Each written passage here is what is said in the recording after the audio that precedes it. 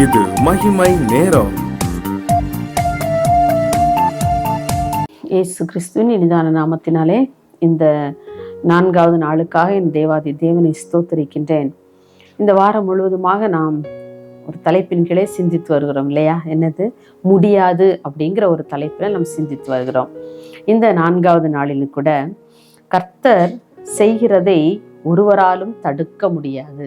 கர்த்தர் என்ன செய்யணும் அப்படி ஒரு மனிதனுடைய வாழ்க்கையிலே கர்த்தர் எதை செய்ய வேண்டும் என்று விரும்புகிறாரோ அதை ஒருவராலும் தடுக்க முடியாது.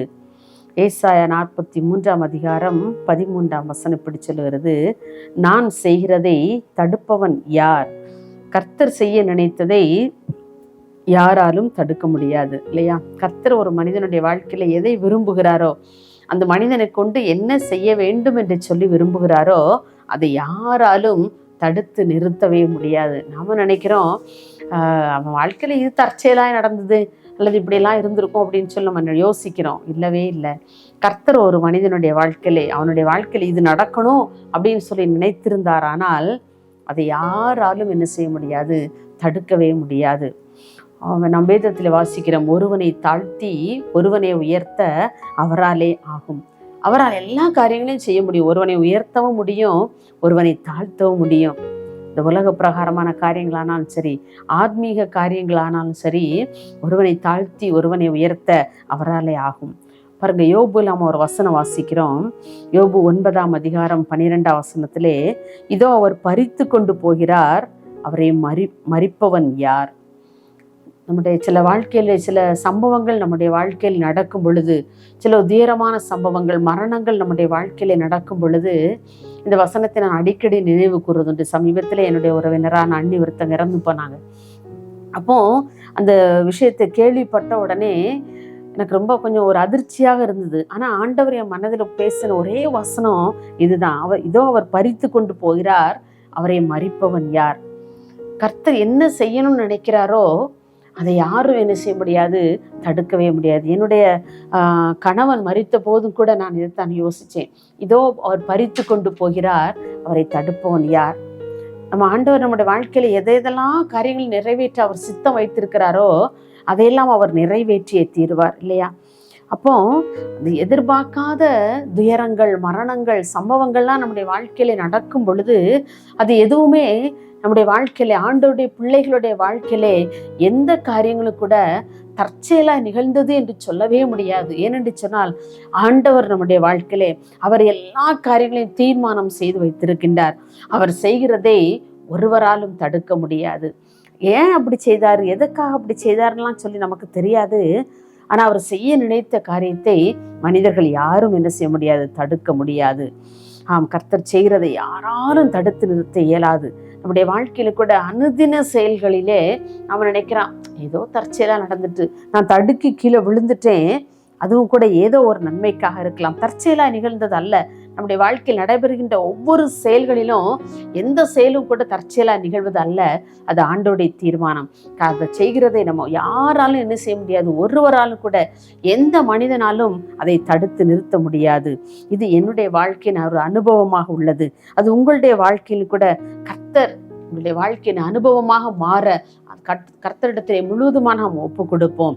ஆண்டவரே, என்னுடைய வாழ்க்கையில நடைபெறுகின்ற எல்லா காரியங்களிலும் நீர் என்னை குறித்து தீர்மானம் செய்து வைத்திருக்கிறேன், அதன்படியாக என்னை வழிநடத்தும் என்று சொல்லி நாம் ஆண்டவருடைய கரத்திலே கேட்போம்.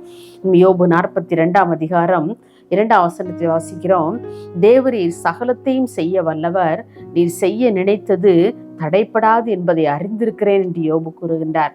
அவரால் எல்லாம் செய்ய முடியும். சொல்லி சகலத்தையும் அவர் செய்ய வல்லவர். அவர் செய்ய நினைச்சது ஒண்ணு கூட என்ன செய்யாது, தடைப்படாது.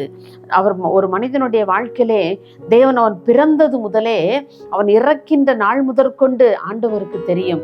அவனுக்கு என்னென்ன பாடுகளை அவன் அனுபவிக்க போகிறான் என்பது ஆண்டவருக்கு தெரியும். எல்லா காரியங்களும் அவன் இந்த உலகத்திலே பிறந்த முதலே ஆண்டவர் அவனுக்கென்று சில திட்டங்களை, தீர்மானங்களை அவனுடைய வாழ்க்கையில அவர் கணித்து வைத்து விடுகின்றார்.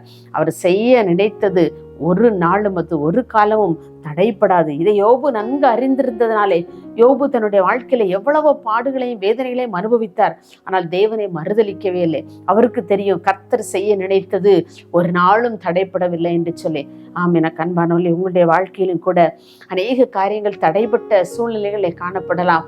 சிலரை இழந்து உங்களுடைய குடும்பங்களிலே நீங்கள் வாழ்ந்து கொண்டிருக்கலாம். எல்லாவற்றிலும் நீங்கள் நினைங்க, கர்த்தர் செய்ய நினைத்தது ஒரு நாளும் தடைப்படாது என்று சொல்லி. யோபுவினுடைய வாழ்க்கையிலே எல்லா நன்மைகள், எல்லா நல்ல பலம், ஆரோக்கியம், சொத்து, பிள்ளைகள், ஆடு மாடுகள் எல்லாம் இருந்தது. ஆனா எல்லாம் இழந்து போன போது அவர் கர்த்தரையே நம்பி இருந்தார். அன்னைக்கு நமக்கு அந்த நம்பிக்கை இருக்குமா?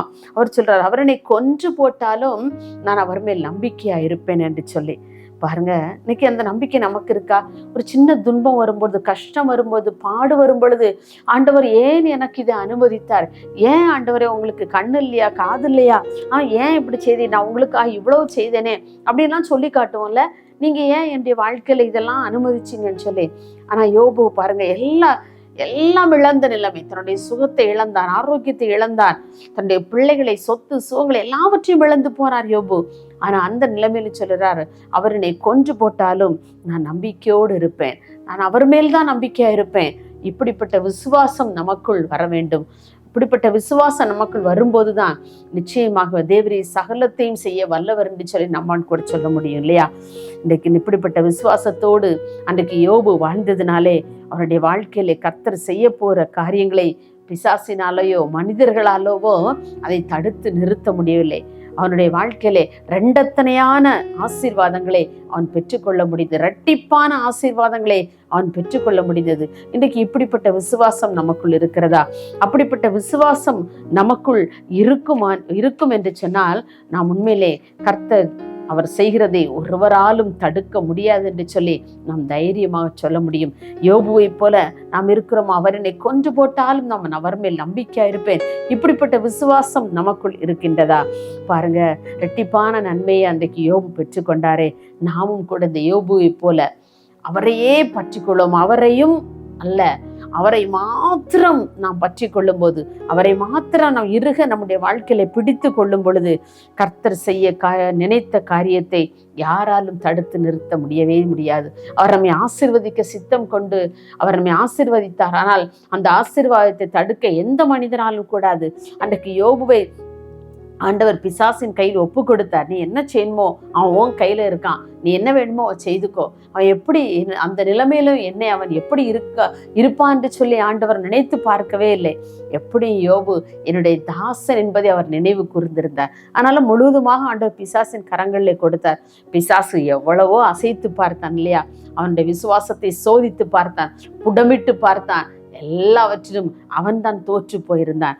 இந்த யோபு இரண்டத்தையான ஆசீர்வாதங்களை, இரட்டிப்பான ஆசீர்வாதங்களை அவனுடைய வாழ்க்கையில அவன் பெறுவதற்கு காரணம் அவன் தேவன் பேர் வைத்த விசுவாசம். தேவன் செய்ய நினைத்தது ஒரு நாளும் தடைப்படாது.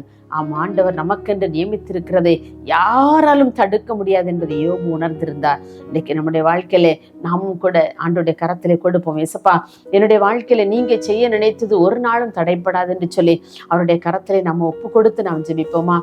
எங்களை நேசிக்கிற அன்புலை சாமி, இந்த அருமையான நல்ல 4ஆம் நாளின் காலை வேளைக்காக உம்மை துதிக்கிறோம்ப்பா. ஆண்டவரே, கர்த்தர் எங்களுடைய வாழ்க்கையிலே செய்ய நினைத்த காரியத்தை ஒரு மனிதராலும் தடுக்க முடியாதப்பா. நீங்க யோபுடைய வாழ்க்கையில எப்படிப்பட்ட ஆசீர்வாதங்களை, எப்படிப்பட்ட துன்பங்களை நீங்க அவனுக்கு அனுமதிச்சீங்கப்பா. ஆனாலும் அதிலிருந்து அவனுடைய பின்னான வாழ்வு, யோபுனுடைய ஆண்டவரே வாழ்க்கையானது பின்னான வாழ்வு ஆண்டவரே இரட்டிப்பான ஆசீர்வாதங்களோடு நிறைந்த வாழ்க்கையாக இருந்தது.